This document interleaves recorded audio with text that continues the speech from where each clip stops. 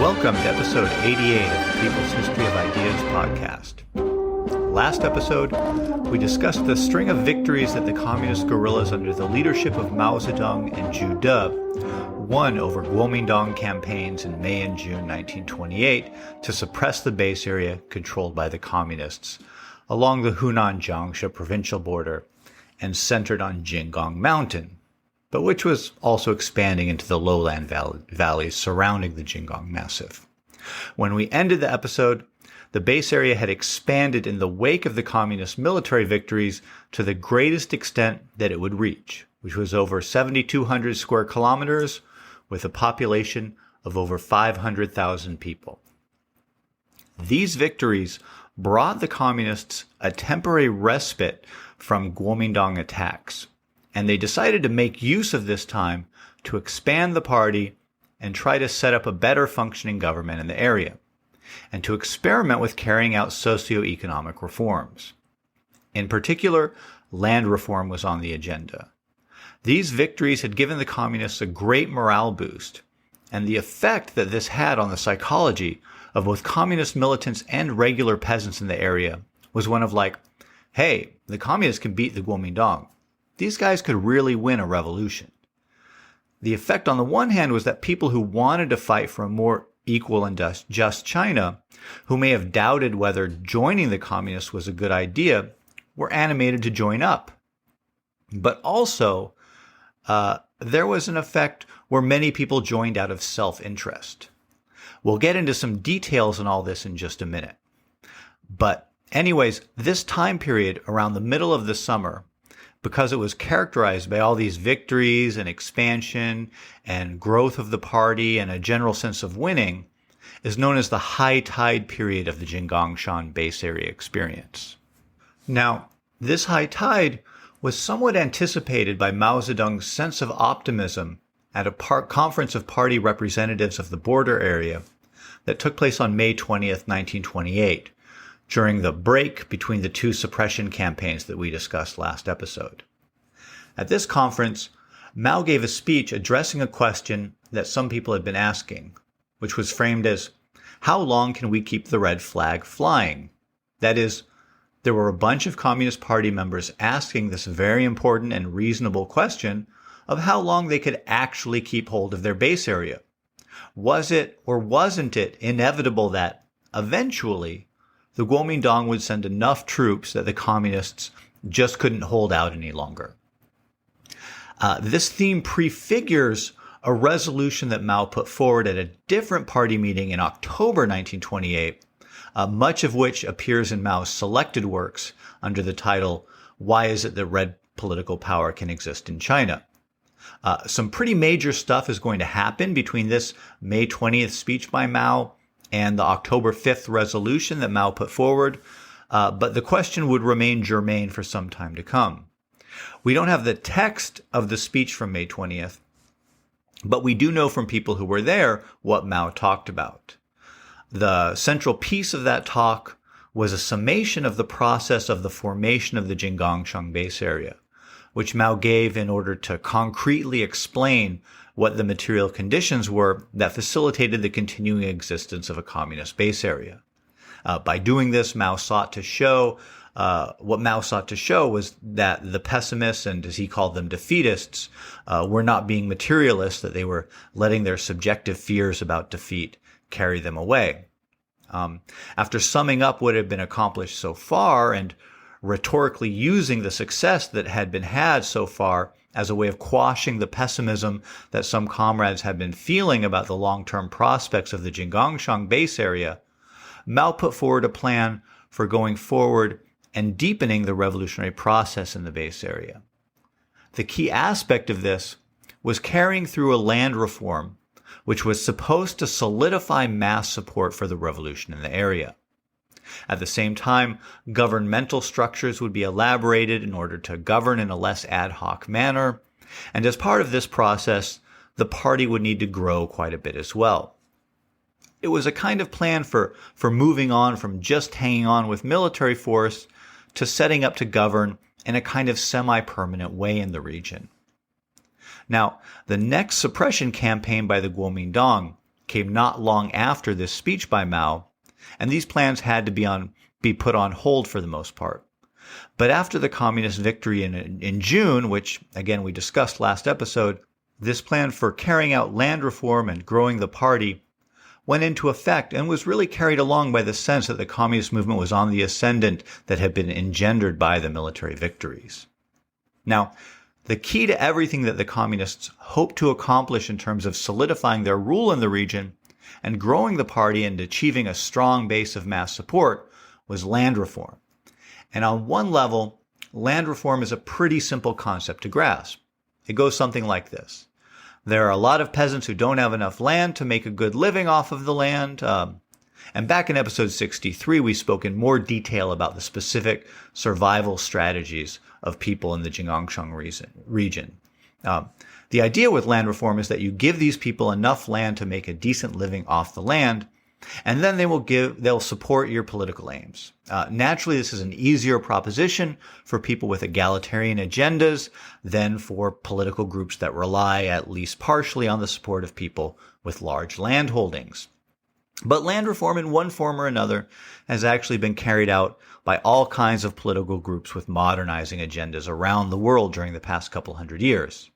For example, capitalist modernizers believe that breaking up inefficient large land holdings is important for creating a market for capitalist goods, for modernizing agriculture and thus the national economy as a whole, and for building a middle class that has a stake in the system. So land reform isn't necessarily even a very radical concept. It all depends on how it is carried out. So let's look at how the communists in China were thinking about land reform and its relationship to their overall political project, and then see what they did in the Jinggangshan. Land reform is one of those problems that initially can seem like a pretty simple idea, but then gets more complicated the more you think about it, and then even more complicated in the process of being carried out. For example, the November 1927 Politburo meeting in Shanghai that we discussed back in episode 72 came up with a draft program for land reform, which it submitted to the party for further discussion. This draft resolution on the land question called for confiscating all land and redistributing it to poor peasants who had been organized into peasant soviets. Essentially, this policy boiled down to the party nationalizing all the land and then distributing use rights to all of the poor peasants. An elegant solution, but not one which could easily be adapted to the situation that the communists found themselves in at the moment, as we'll see here. Mao and his colleagues decided that the November 1927 draft resolution on the land question was not workable. It just left out too many variables that had to be considered. But this left them with a number of practical questions that they had to answer, such as who would get their land confiscated? What would be the geographical realm within which each local redistribution would take place? For example, just within a village, or a cluster of villages, or a larger area than that. How much land would people get? And how would you decide who got land and who didn't? The answers that they came up with were the beginning of a decades-long learning process that culminated in the land reform that the Chinese Communist Party carried out after the victory of the revolution. The first question, who would get their land confiscated, was kind of a difficult one. There was broad consensus within the Communist Party that large landlords would get their land taken. But the thing was, there were only a few of those. And these guys, while they had relatively a lot of land compared to other people in the area, did not have huge amounts of land. Even if you took all of these large landlords' land away, then you wouldn't have enough land to redistribute to all the people who needed more land. So that meant that you had to take land away from other people too, from prosperous but by no means wealthy peasants, what you might call the upper layers of just normal people in the countryside. The largest landlords had probably fled the area when the communists came, so taking their land was no problem. But these other people maybe had supported or at least been neutral to the revolution, and the communists didn't want to make enemies of them. Not the least reason for not wanting to alienate these better-off peasants was that they were disproportionately influential in their villages, with their success in life having led to them playing roles as community leaders. But this desire not to alienate these middle peasants, or as Mao called them at the time, the intermediate class, and the historian Stephen Averill refers to them as a lower elite stratum, this desire not to alienate them had to be balanced against the gains to be made by solidifying the loyalty of the mass of poorer peasants. So it was kind of like, in an ideal world, according to the communist land redistribution vision, large landlords would have enough land to go around for all the peasants to be satisfied.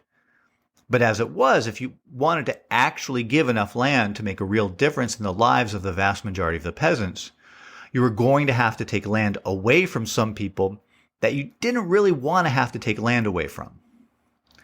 But then the question naturally came up, which was, how do we determine how much land to take away from these people? And the only real way to answer this question was, it depends on how much land is going to be distributed to the beneficiaries of the land reform, which immediately leads to the next question. What is the criteria for distributing the land? And this became a subject of hot debate within the Communist Party, and apparently to some degree in the area outside the party as well. The question was, does the land get redistributed on a per capita basis, or on the basis of the power that the recipients have to productively work the land? This was an argument that would go on for some years, actually, although in the case of the Jinggangshan, they're going to go with per capita distribution. Let me sketch the arguments out here for each case. The argument in favor of land distribution according to the power to work the land hinged on the fact that it would lead to a more efficient and productive use of the land, which would benefit the overall economy and well-being of the base area. The power to work the land would be determined by some combination of age, gender, and possession of tools and draft animals. That would perhaps be a bit cumbersome to determine, but it made more sense, according to this argument, than giving land to children, the elderly, women with bound feet who couldn't engage in agricultural labor, and so on. Also, because the communists wanted to avoid the reemergence of a market for buying and renting land, if you gave land to people who couldn't use it, the argument went that by distributing land per capita, all these people who couldn't work the land would have land, and inevitably they would end up selling or renting that land. And this capitalist economy and land use would distort communist efforts to change social relations in the base area. The argument in favor of per capita land distribution was principally that this was more egalitarian, with the additional benefit of being administratively much easier than trying to rank everyone according to their ability to work the land, and then doling out land amounts of varying sizes according to some sort of power to work the land score. The problem with giving out land to people who couldn't work it was effectively dismissed by indicating that in practice children, the elderly, women with bound feet, and whoever else couldn't work the land were almost always connected with people who could work the land. So this wasn't as big of an issue as it was made out to be by the proponents of distributing land according to the power to work the land. But the most important issue for the proponents of per capita land distribution was that distributing land according to the power to work the land would preserve more of the inequality that already prevailed. Even when the better off peasants and small landlords had some or even much of their land taken away, they retained other advantages. They had better tools and seed stock and had more and better draft animals. So the decision to favor per capita land distribution ultimately came down to prioritizing a more egalitarian distribution of land at the expense of what may have been a somewhat better economic outcome for the base area in the short term. It is interesting that here, even at basically the first point where the Chinese Communist Party had to make a decision about how to reshape society in an area that it governed, the contradiction came up between prioritizing economic outcomes and prioritizing egalitarian values in social reconstruction. This would be one of the main contradictions that characterized the policy choices of the entire period of socialist construction that began in 1949 and which engendered conflicts within the Communist Party between the partisans of egalitarianism and the partisans of development at any cost. In any case, at the time we're discussing here, 1928 in the Jinggangshan, the policy that won out was the more egalitarian per capita land distribution policy. And this was also the policy that Mao Zedong endorsed at the time. So the decision was made that everyone would be entitled to a certain equal amount of land. This still didn't account for the fact that some land was good land and some land was poor land. In general, as it turned out, this was supposed to be accounted for in the redistribution, but in fact, often the rich peasants and small landlords who had to give up land managed to give up their worst land, which speaks to another aspect of the land reform. You may have noticed that the November 1927 draft resolution on the land question that I mentioned earlier had called for a full confiscation and redistribution of all land. Essentially, that the land would be nationalized and then given out anew to the peasants. Essentially, that all peasants would be expropriated and then the land would be redistributed. What the communists did in the Jinggangshan, however, was not to just take all the land and redistribute it, but to take land away from people who had more than their per capita share. So the land that peasants kept, after having some taken away, was land that they had already owned. As a result, people who received land might have a plot here and a plot there, rather than one nice-sized contiguous plot to work. So when we try to picture this land redistribution, we can think of people having a plot here, a plot there, and so on.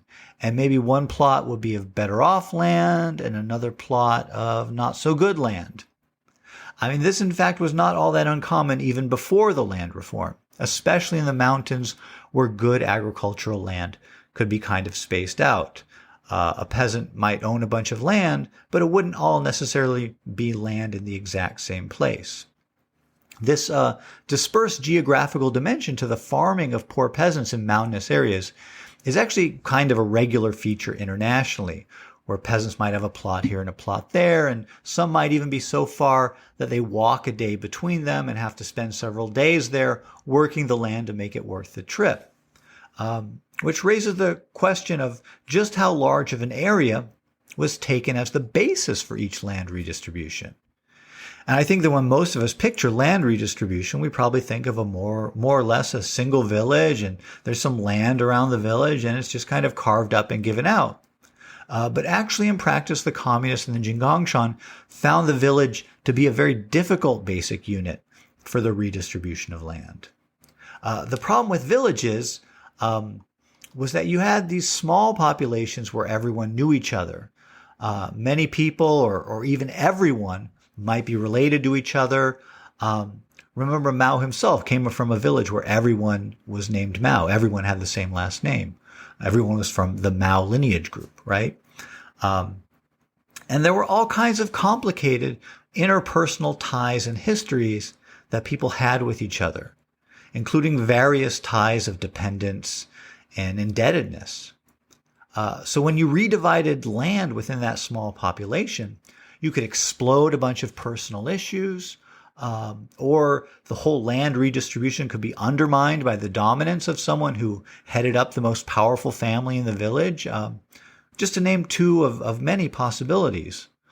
One of the problems that Mao mentioned when discussing the process of party growth and expansion in these small mountain villages was that, quote, party members with the same surname often make up a branch, and the branch meeting is simply a clan meeting, end quote. And he continued later on that, quote, a fairly long time will be required for class polarization to take place in the villages and for clan ideology to be overcome, end quote. So essentially, you had some of these villages where the party was the same thing as the family in the village. So it was usually necessary to redistribute land in a larger geographical area than just the village. This usually meant that the administrative unit taken as the basis for the redistribution was something called a township, which might include several villages and allow the distribution to be a bit more impersonal in character than if it was done in an area where everyone was very intimately connected. But it also meant that you might have quite a bit longer to walk to get to the land that you had been given. In lowland areas, say around Yongxin, where you had denser clusters of agricultural population and of production, smaller areas did lend themselves to redistribution. But even there, it was still necessary to be careful about all the ties that people had to each other and how that might undermine the land reform. Now, along with this land reform, there came a big campaign to increase party membership and mass involvement in the revolutionary project. The way in which this recruitment drive was carried out makes it appear that the communists in the Jinggangshan envisioned a qualitative transformation in the Communist Party into a mass party which would be the vehicle for broad participation in the government of the area's affairs. Previously, recruitment into the Communist Party had been a secretive process which relied on personal recommendations by people who were already party members. In contrast, during the high tide period, suddenly the party was being marketed to a mass audience. Cadres held large mass meetings in some places and signed up new members on the spot. In some parts of the Jinggangshan, quotas were given to cadres tasked with recruitment so that a certain number of new members had to be signed up within a given time frame. There's even some evidence that this enthusiasm for growing the party and a perceived need for new members led to forced recruitment in some villages, with some people being coerced to join in what was called the press gang style.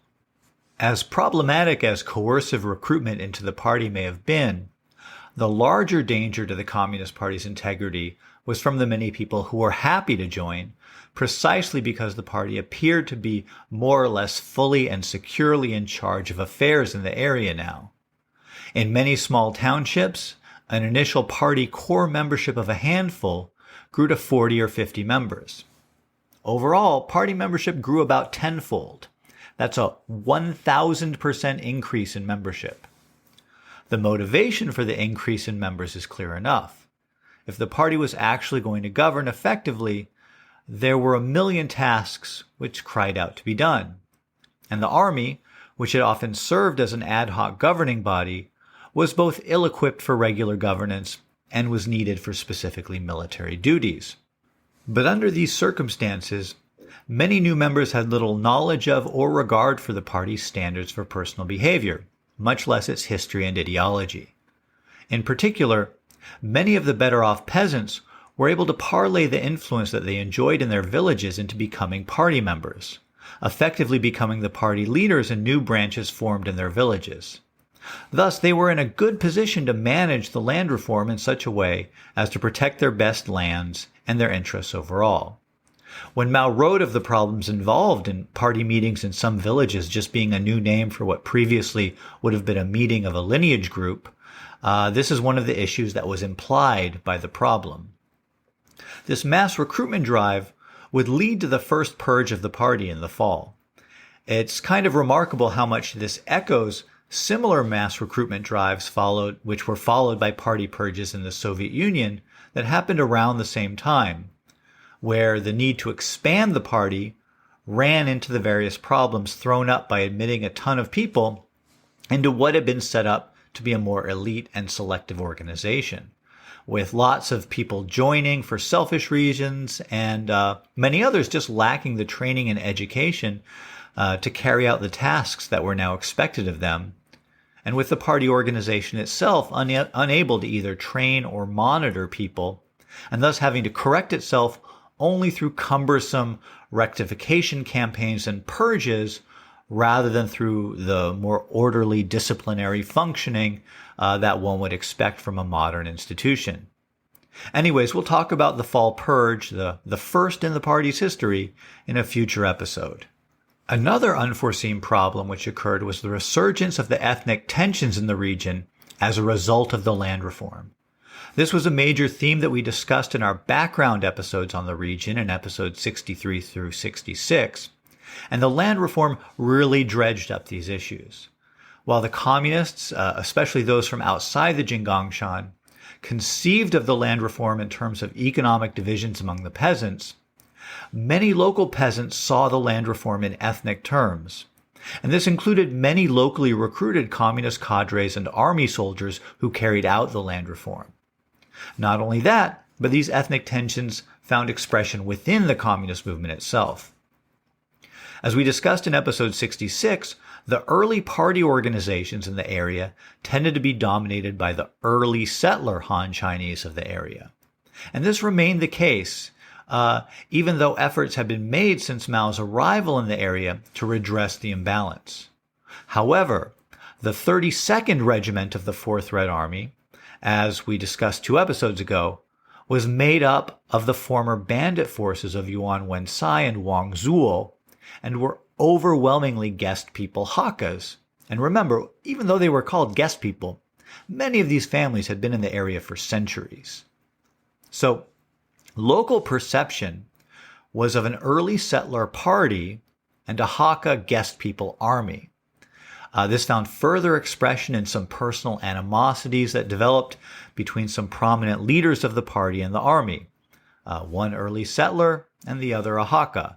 That we'll discuss in a later episode, but to give you a preview of things to come, this involved no matter of revolutionary principle, but instead revolved around rivalry for the love of a local great beauty and the humiliation of masculine pride, which, combined with ethnic tension, proved a much more volatile issue than principled debates over the virtues of per capita versus labor power, land redistribution.